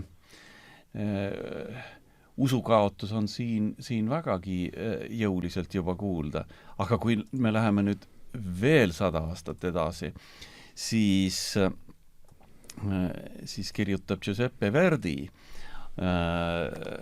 oma Requiemis 1874 ja see on nüüd tõeline õudusfilm.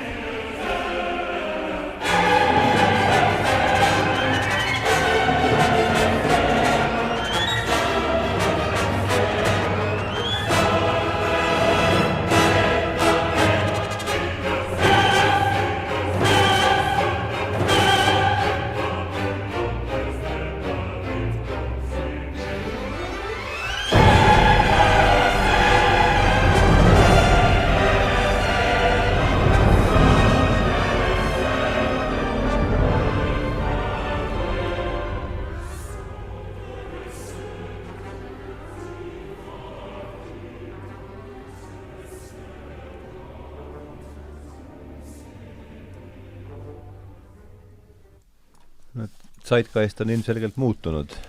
Siin ei ole enam isegi nagu potentsiaalset lohutust kusagilt tulemas. Jah, et asjad on väga õudsed, et ma arvan, et kui selle kõige selliseks visuaalseks tagataustaks võtta veel mõni selline ja varasemast ajast näiteks mõni seinamaaling, mis meil Vatikanis kas või Michelangelo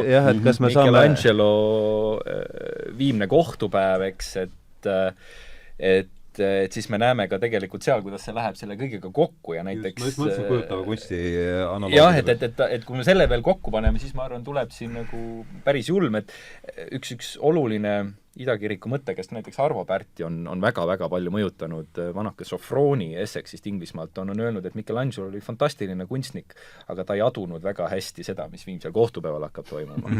Ehk siis selline kuna ka Sofroni, eks oli ise oli samamoodi, on ju kunstnik olnud pikka aega Vene koolkonnast, aga siit meil tekibki tegelikult see sama küsimus, et just see õud, see, mis pärast surma ootab, kõik need stseenid, eks kogu see pilt, et mina nagu küsiksin ka selle küsimuse, et kas mitte teatud kristlik pärimus ei ole ka ise ühel hetkel loonud teatud narratiivi, mis on pannud moodsa maailma võib-olla vältima ja seda surma küsimust või on viinud ta lõpuks sinna, et ka see sekulaarne või moodne maailm ei ole ühel hetkel mõistnud selle surma tegelikult sellist ülimalt positiivset rolli, miks ma seda välja toon, ateism või moodne ateism, nii nagu te võite lugeda ka Ignace Lepa nii-öelda moodsa ateismi psühhoanalüüsi teoses, on kristluse looming. John Gray ütleb täpselt sama asja. Ja selle tõttu ta sünnib reaktsioonist millelegi ja millegi vastu, et kui ma võtan kas või kristluse hereesia. Just, et kui me võtame kas või üldse sekulaarse maailma tervikuna, siis kas sellele järgneb on reformatsioon, ususõjad ja nii see domino läheb edasi, on ju, millele siis reageeritakse, öeldakse, et kuulge, et see kristlik värk, see ei hoia meie ühiskonda koos, te tapate siin katoliiklased, protestandid teineteist, me peame leidma uue ühendava faktori ja selleks on valgustus, selleks on täiesti teine mõistuse reaalsus, mis siis selle maailma peaks hakkama looma, et et sellel on eellugu, et nii nagu, kui me hakkame lastest rääkima nende kasvamisest, siis neil on nende vanemad olemas, on eellugu. Nii et ma küsiksin ka siin selles, ma lihtsalt toon Richard Dawkinsi kas või näiteks esiateistina, kes tegelikult materdades Kristus toob neid samu argumente välja, mida ladinlik Kristus on mingil hetkel väga tugevalt forseerinud ja välja toonud. Ta räägib nendest samadest põrgu ja viimse kohtupäeva piltidest ja ütleb, et kuidas üldse niisugune asi on võimalik, eks.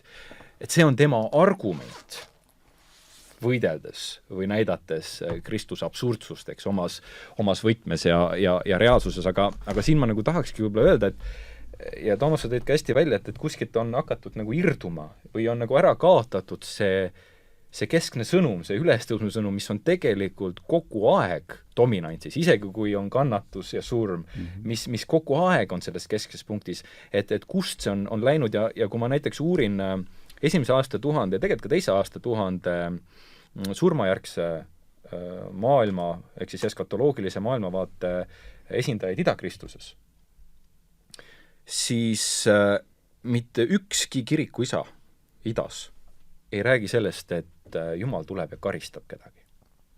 Või et kellelegi määratakse mingisugune sentence või mingisugune karistus sellele, mis ta on teinud.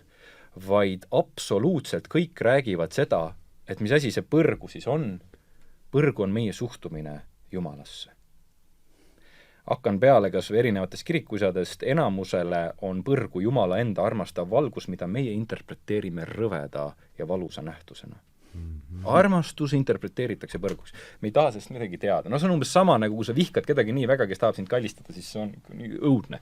Ühesõnaga, ta tekitab metsikud vastameelsust. Ühesõnaga, seal on suur kontseptsioon sellest, et põrgu tuli või leek on Jumala armastav valgus, mis armastab neid inimesi, kuid mida nemad interpreteerivad lihtsalt vääralt. Nad ei ole aru saanud, et Jumal on nende sõber. Ja ongi palun väga põrgu loodud nende endi poolt iseendale. Damaskuse Johannes 7.8. sajand kirjutab hästi, et põrgu on ihaldatava kättesaamatus. See tähendab seda, et kui ma ihaldav kaduvaid asju ja neid, kui minu nii-öelda ihu kaob ja ma ära suren, neid kätte ei saa, ja jään neid ikka veel edasi otsima, siis seal sünnibki minu põrgu. Kui ma Jumalat ei taha ja tahan kaduvaid asju, siis palun väga, ma jään seda igavesest ajast igavesti taga otsima. Noh, umbes nagu on välja toonud Damaskus õnnes, et saatana põhiihaldus, mida ta kunagi kätte saanud, seda tahab olla alguseta. Eks algusega olen, tahab, et nüüd ta oleks alguseta, tahab Jumal olla alguseta. Ja ta ei saa seda lihtsalt kunagi kätte, aga ta jahib seda terve ajastu. Nii et see kontseptsioon, mida nagu ida välja toob, on see, et tegelikult mis asi on põrgu ja mis asi on taevariik, see on meie mentaalne staadium, kuidas me suhtume millessegi. See hakkab peale siin maailmas sellest, kuidas me suhtume surma, kannatusse ja kõigesse muusse ja see suhtumine jätkub. Ühesõnaga laias laastus, mida nagu idakirikused ütlevad, et meie põrgu ja taevariik on juba tegelikult suuresti siin loodud. Ja siin ta saabki, nii et kui ma elangi, me saame võib-olla mingit rahuldust siin maailmas mingitele ihadele, kaduvatele nähtustele nii-öelda, aga laias laastus on ka need määratud nii-öelda mitte meie ihasid lõpuni täitma, nii et see näljatunne, janutunne jääb ikka, aga inimene, kui ta ei taha sellest lahti lasta, siis ta otsib seda ikkagi lõpuni edasi, nii et lihtsalt sellises kontseptsioonis, et ei ole seda et need lood on sootuks teistsugused kui see, et nagu me siin Michelangelo siis altarimaalil näeme viimse kohtupäeva, kus tuleb niisugune karm Kristus, kes siis nii-öelda hakkab igaühele äsama tema tegude ja siis vastavalt siis selle toimiku järgi. Et sellist kontseptsiooni selline suurem pärimus endas ei kanna. Ja ma arvan, et võib-olla siin oleks vaja ka natukene võib-olla ka kristlike kogukondade ja ka teiste poolt enda poolt seda hakata nagu rohkem võib-olla andmagi moodsale maailmale. Selle surma tähenduse võib-olla teatud alternatiivi või ütlema, et see ei olegi nüüd nii selline, nagu me oleme teda alati võib-olla arvanud, et ta on või ette kujutanud. No, see nüüd tõenäoliselt nõuaks eraldi saadet, et mul see mõte jäi kõlama, et tõenäoliselt on Kristuses midagi sellist, mis on pannud teatud asju tema seest välja kasvama ja Dawkinsi nimi käis siit ka juba läbi ja see on lihtsalt selleks asjakohane lõik äsja tõlgitud raamatust mul, et võib-olla haakub sellega. Et Rupert Sheldrake kirjutab, et ajalooliselt kasvas moodne ateism välja kristlusest. Ja nagu väidab filosoof John Gray, tuleks seda vaadata esmajoones kui kristlikku hereesiat. Nüüd on siis Gray tsitaat. Et uskumatus on käik mängus, mille reeglid on paika pannud usklikud. Eitada Jumala olemasolu tähendab omaks võtta monoteismi kategooriad. Ateism on kristlikult kirgliku tõearmastuse hiline õis. Kristus andis hoobi paganliku illusiooni sallivuse südamikule, see on huvitav lause. Väites, et on olemas ainult üks õige usk, andis see tõele ülima väärtuse, mida sel polnud veel kunagi varem olnud. Ühtlasi võimaldas see esimest korda ka usust jumalikku üldse lahti ütelda. Kristliku usu pika vinnaga tagajärjeks oli tuline tõe kummardamine, mille kõige täielikumaks väljendusviisiks on ateism. Et see on siuke, ma ei tea, see haakub ilmselt natuke sellega, mis siin jutuks tuli, et see, aga noh, see tõenäoliselt väidab või nõuab eraldi saadet. Aga võib-olla see on see sama, et võib-olla nii, nagu on esivanemad seda surma kujutanud, võib-olla nii on hakanud see kellelegi ka vastu käima, eks? Nii nagu ateismile käis üks osa või nagu Luterile käis, on tihti öelnud, et protestantism ja reformatsioon on ka see üks samm enne ateismi, eks ta on see esimene protestilaine. Teine protestilaine on juba sellest kõigest loobumine ja vastandumine. Eks ta on teatud vastandumiste siis nende laienemine kõigepealt väikses, aga noh, nagu on hästi öeldud, et mitte kõik ei saa olla nagu Luter ja Calvin. Just, see et reformatsioon oli samm, see käib siit, tuleb ka sellest. Ja selle tõttu ta nagu liigub siit ühe sammu võrra kaugemale, aga miks ma toon selle elu ja surma küsimuse ka juurde, et ma arvan, et tihti võib-olla nagu minu küsimus ka kristlasena kristlikule kogukonnale on see sama küsimus, et võib-olla mõelge, mis me oleme ise valesti teinud või ütleme siis meelelaadid või retoorikad on välja antud, ilma et oleks sellest arugi saadud. Nii kunstis, nii muusikas, mis on hakanud looma sellist aspekti, et tõesti Bachi teos üks hetk ka meile tundub nagu veider juba, eks me oleme tegelikult teatud generatsioonide järg, kes on harjunud mingeid asju nägema nii, ja nii palju, kui mina teoloogina näen, siis me oleme harjunud neid samu lugusid mõistma mingisuguses huvitavas narratiivis, mille jaoks minul on küsimus, kust see tuleb. No kust tuleb meie praegune kosmoloogia. Ja kõik need nähtused, nii et see narratiiv, mis kasvab, selle narratiivi, sellele panevad ka aluse meie omad esivanemad, need samad, võib-olla ka Mozart ja kõik, kes on siin panustanud sellesse mingis omas versioonis, omal moel, on ju, et jah. Ja mille vastu iga põlvkond mässab, aga mis omakorda meid kuidagi oma haardes hoiavad. Et siin ma nagu võib-olla kutsuks ka nagu sellisesse terviklikumasse pilti tulema ja vaatama tegelikult ka sellisesse võib-olla suuremasse ka kristlikusse pärimusse või teoloogilisse pärimusse, kuidas on vaadeldud neid küsimusi, seda surma ja elu teemat, et see sama tegelikult küsimus, kuidas tegelikult kristlikus tuumas see sama surm on mingisugune loomulik osa elust, mille osas tegelikult kutsutakse rahu tegema, et me saaksime üldse elada seda elu. Sest ma ennem tõin välja, et kui surm valitseb, siis me lõppude lõpuks ei saa ka rahulikult seda elu elada, me ei saa seda oma teed ka Jumala poole viia. Ta võtab meid kursilt kõrvale, ükstapuha, mis viisil me seda ka ei tee. Nii et on mingil määral öeldud, et nii paradoksaalne, kui see ka ei ole, peame me surmaga rahu sõlmima, et saaks üldse elada ja tegelikult see on ju kristlik sõnum ka, surm on elu sisse juhataja. Surm on elu sisse juhataja. Tema tähendus on nii teistsugune ja me ei ole harjunud mõtlema. Kus nüüd see mõte? Selle mõtlesin mina praegu. Aga see on sul hästi mõeldud. See tuli praegu siin laua taga istudes. Et selles mõttes ta see on, mida Bach ju meile seal tõenäoliselt annab nojah, ja milles ta on ju väga pika teoloogilise mõtte niisugune jätkaja lihtsalt. Ja, võt ongi, et tegelikult nad ju kõik, ma kunagi mõtlesin selle üle ka, et me räägime üldse Bachist ja võib-olla me räägime ka Arvo Pärdist, siis nad kõik ju saavad kokku ühe iidse pärimusega, mis on tuhandeid aastaid enne neid olemas olnud ja mida nüüd nad samamoodi hakkavad seedima ja analüüsima, aga see on ajastute ülene, muidugi on sinna kihte peale ehitatud, aga nad kõik saavad kokku millegi ajastute ülesega ja see paneb neid mõtlema. Nii et minu ikkagi nagu mõte või selline klausel oleks see, et ma arvan, et Kristuses tema sügavamas tähenduses, mis on ilusti ka presenteeritud Bachi poolt, on surmal sootuks positiivsem vaade, nägemus ja ma arvan, et kui hakata seda narratiivi äkki nüüd arendama ja inimestele võib-olla nii-öelda saades inimesega niimoodi rahustada, eks, sest me rääkisime ennem hirmust ja hirm paneb inimesi tegema erinevaid asju, aga kui me rahustaksime nad maha ja annaksime hoopis teise vaate sellele küsimusele, miks mitte ka läbi muusika, miks mitte ka läbi muusikalise selgituse ja muusikaliste helide, eks, mis seda paradoksi tekitavad, et kas või ühe korra äkki mõelda natuke teisiti sellele. Eks, et ma arvan, et tuleks küll võib-olla aidata inimestel need plokid nagu maha võtta, mis neil surmasus on, sest nagu tõesti, te olete ju näinud, lähete seltskonna, keegi hakkab surmast rääkima, siis keegi ikka hüppab vahele, et kuulge, lõpetame ära. Ja see on, jah. Eks tekib mingi tolerantsuse nagu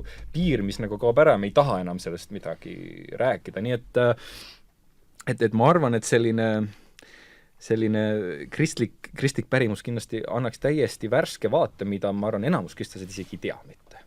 Et see suhtumine sellesse aspekti selline võiks olla. See on nii tore, et sa praegu sidusid Bachi ja Pärdi ja mul tekkis ka just siin samas laua taga üks hämmastav selgus. Nimelt ka Pärdil on ju passioon ja see on samuti Johannese järgi. Ja ka tema komponeerib oma passiooni niiviisi, et see on tund aega muusikat A-mollis, La-minooris ja lõpuks suubub see Re-mažoori. Sellesse samasse helistikku, eks ole? Sellesse samasse piduhelistikku, kuhu suubub Bach. Ja siis selgub, et kes nüüd natukene muusikateooria orienteerub, et see esimene tund aega on olnud kõik lihtsalt ka muusikateoreetiliselt nii-öelda sissejuhatav akord sellele viimasele helistikule. See on kõik valmistanud ette seda viimast pidulikku säravat lõppakordi, mis läheb teise reaalsusesse.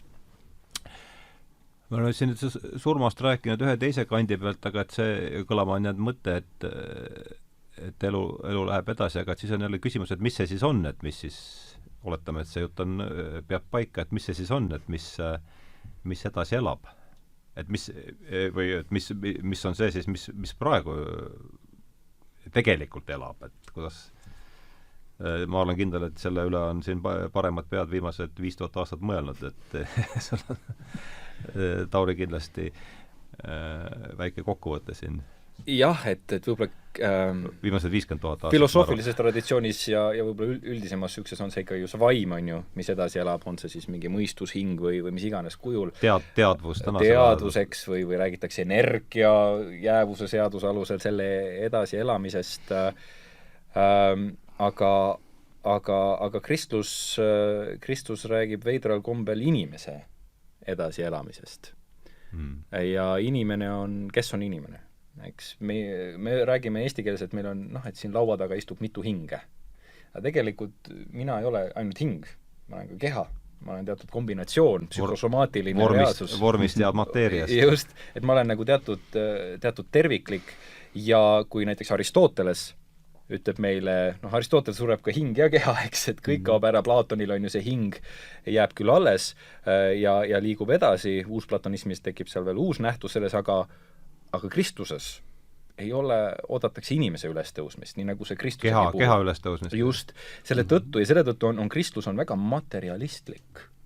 Ma kasutaks terminit, jällegi üks paradoks võib-olla, mida me ei ole mõelnud. Me räägime kristlikust materialismist, Kristlik materialism on jälle natuke teistsugune kui võib-olla see materialism, milles me siin süüdistame seda sekulaarset maailma ja inimest olevat. Ta on väga teistsugune, ta kutsub mateeriat pühitsemisele. ülestõusmisele, jällegi mateeriale uue tähenduse andmine, et see, kui me võtame selle passiooni ja neid kristlus askeete näiteks, siis askeesideoloogia ütleb samamoodi, seal on küll omad kõrvalekalded olnud eri ajastul tänu platonismile, aga askees ütleb ka, et ma pean tegelikult oma ihu tooma sinna pühitsemisse, sellele uue väärtuse tagasi andma. Ehk siis mitte, et ihu ei vii mind kõrvale sellest, kuhu Jumal on mind kutsunud, vaid mina oma meelega võtan ihu kontrolli alla, sealt tuleb ka kristlik kontseptsioon vabast tahtest, ehk siis enesevalitsus ja viin koos kõik ja mitte ainult ihu, vaid metsad, kutsud, kiisud, kõik Jumala juurde, need kogu reaalsus, kogu maine ja materiaalne reaalsus, kaasa arvatud kivid, liigub ikkagi liigub terviklikult, see on see kosmiline liikumine, mis on nagu kirikuisadel idas väga tugevalt nii-öelda sees ja kust kasvab välja ka kristlik selline roheline liikumine. Kogu krämpel liigub ikkagi mingi eesmärgi poole. Ta liigub, Kristuses ta liigub eesmärgi, või vähemalt ta on kutsutud selle poole liikuma, aga tal on ka võimalus mitte sinna liikuda, täpselt nagu me oleme kutsutud surma mõtestama sellises positiivses oportunistlikus kontseptsioonis, aga me ei pea seda tegema, mitte midagi ei pea tegema, kõik on selles mõttes vabalt meile antud, lihtsalt sellel on oma mõju, oma tulem meile, kui me seda teeme teisiti, et siin ei räägitagi sellest, et keegi peaks meile karistust andma, igal asjal on oma tagajärg, loomulik tagajärg ja luues oma maailma sellisena, nagu loome, me hakkame selles ka elama, et selles mõttes Kristuses on selles viimsete kohtupäeva küsimustes on olnud alati see teema, et Kristus, kusjuures on öeldud, et Kristus kutsub saatanat, Jumal kutsub saatanat iga päev. Lõpetame see lollus ära, olema sõber edasi. Iga päev. Aga saatan ei kuule, ei näe ja ei adu seda. Ta ei taha midagi kuulda ka sellest. Ja see on see sama aspekt, mida öeldakse ka, et see, mis asi on nagu põrgu situatsioon, ongi inimene, kes on jäänud kinni mingisse omasse maailma, ta lihtsalt ei adu, ta ei taha või ei huvita või ta on niivõrd segadus, et ühesõnaga see on kurb vaade tegelikult inimesele, kes on nagu sisse mässinud ennast mingitesse köidetesse. Nüüd ma ütleks, et ka, et sellises kristluses võib-olla tema idaversioonis ei domineeri selline kohtulik kontseptsioon, vaid pigem kaastundlik, et mis on juhtunud. Näed, mis on juhtunud aga lihtsalt seal ongi seesama, et ongi välja toodud, et Kristus loodab ja tahab, et kõik tuleksid, aga mitte kõik ei pruugi seda ise tahta ja ta ei saa seda tahet mitte kunagi lõpuni murda, sest see inimese vabaduses peavad need asjad toimuma, sest teadsid juba kirikused öelda, et ainult voorus saab sündida vaid vabaduses, eks, kui ma olen vabad selle vastu võtnud, eks, ilma sundluses ja vägisi ei sünni mitte kunagi päris voorust. Et Jumal võiks põhimõtteliselt kõik ära päästa, kuidas ta tahaks. See jõud on tal olemas, aga see ei ole voorus, see ei ole päris. Ja selle tõttu on see nii delikaatne viis, nagu ta on. Nii et laias laastus, ma arvan, Kristus räägib sellisest ülestõusmisest. Küsimus nüüd on selles, mis siis saab, kas on mingisugune Eedeni aias õunasöömine ja marjade noppimine, et mis see reaalsus on, siis kristlikus perspektiivis, selles eeldatakse, et aeg muutub suhteliseks ülestõusmise reaalsuses, räägitakse hetke igavikulisustumisest. Platoni järgi on ju see niikuinii on aeg, on igaviku liikuv. Jah, ta on igavete liikuv, aga seal see aeg, aga seal jääbki see hetk, jääbki selleks. Ehk siis see hetk muutubki igavikluseks, seal ei toimu enam nagu muutust sellisel määral, vaid toimub ainult üks süübimine. Ja selle tõttu, miks nagu Kristuses on võib-olla väga oluline see, mis me siin maailmas teeme, ja võib-olla veel olulisem ka see, kuidas me siit ära lähme, millises suhtumises, ma tulen jälle selle suhtumise reinterpretatsiooni juurde, sest et see suhtumine on see, mis jääb domineerima ja see on see, mis siis nagu ütleme, et kui meie siin teeme vigade parandusi ja muutume ja muudame oma meelt ja arvamust ja siis sellel hetkel see, mis on, see jääb. Ja see kinnistub ja seda kinnistumist siis võib-olla ütleme siis kristlik teoloogia näebki selle reaalsusena, mis siis saab pärast ja see jääbki siis dominantseks. Aga võtame Toomalt sama küsimus, mis siis on see, mida ütleb meile maailma muusika, et mis on siis see, mis tegelikult elab ja elama jääb, kui seda on võimalik, ja maailma muusika, enda elukogemus ja arusaamad, mis? Ega siis muusika on seda jäävat alati otsinud. Ja ma arvan, et seda ei ole vaja sõnastada, see on see, mis selles vibratsioonide maailmas nii-öelda teatud määral materialiseerub, teatud määral selles mõttes, et muusika on ju mingit pidi see kõige immateriaalsem kunst. Aga samas kui vaadata teiselt poolt, siis muusikas realiseerub justkui materiaalse olemise kõige sügavam alus, see niisugune algne vibratsioon, mis on heli. Kui me mõtleme juba vanade kreeklaste muusikast arusaamise peale, siis nad sidusid ju ühe heli, ühe muusikalise kooskõla, niisuguse tõelise universaalse liikumisega, terve universumiga, planeetide liikumisega. Eks see on nagu mingisugune materiaalse maailma algollus. Teistpidi ka inimese algolemus.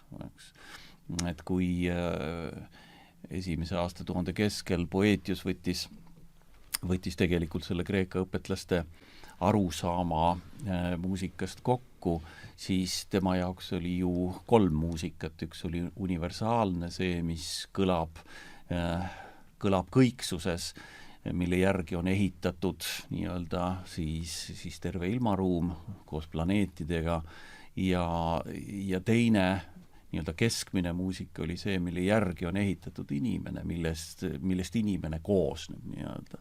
Ja siis oli see kõige vähem tähtsam muusika, see alammuusika veel, see, mis tegelikult kõlab, see, mida me kuulda saame.